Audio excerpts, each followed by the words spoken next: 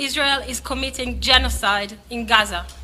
This crime must stop immediately. This is really significant. It's the first time that prominent Israeli human rights organizations have openly accused their own government of committing genocide in Gaza. For the past 22 months, we have witnessed unprecedented levels of civilian killings, of deliberate starvation, forced mass displacement, and the total destruction of most infrastructure necessary for human and social existence.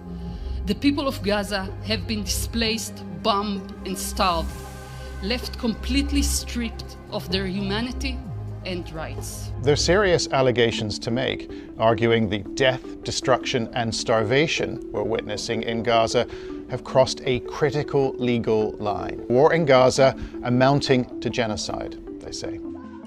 And it's not just a legal argument.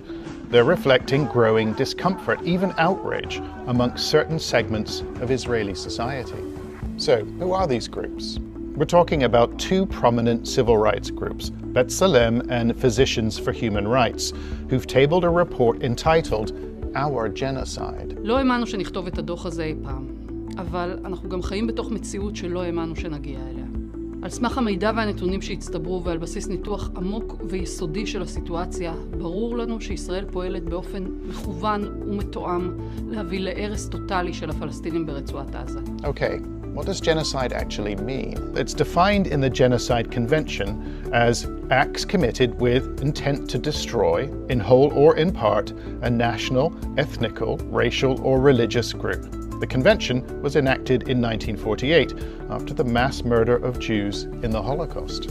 A number of human rights organizations and officials have already concluded that Israel is committing genocide in Gaza. Have a listen to the UN Special Rapporteur on the region. Over the past 20 months, that economy has shifted toward an economy of genocide. Here we are not talking of human rights violations. Here we are talking of crimes, plausibly genocide. In response, the Israeli government vigorously denies that its conduct in Gaza amounts to genocide. Now, when it comes to this accusation of genocide, yes, of course, we have free speech here in Israel. But we strongly reject the accusation. It is baseless. There is no intent. Key for the charge of genocide, there is no intent. I think the release of this report serves as a symbol of the growing divisions that exist in Israeli society.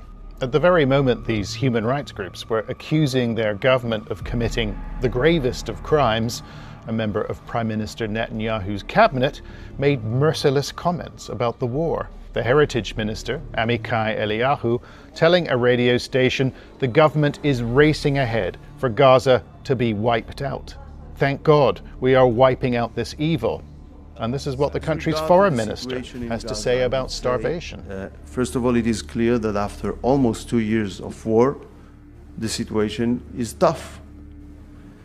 But there is a lie, and the lie is the starvation policies. Still, the humanitarian catastrophe now gripping Gaza has made an increasing number of Israelis uncomfortable.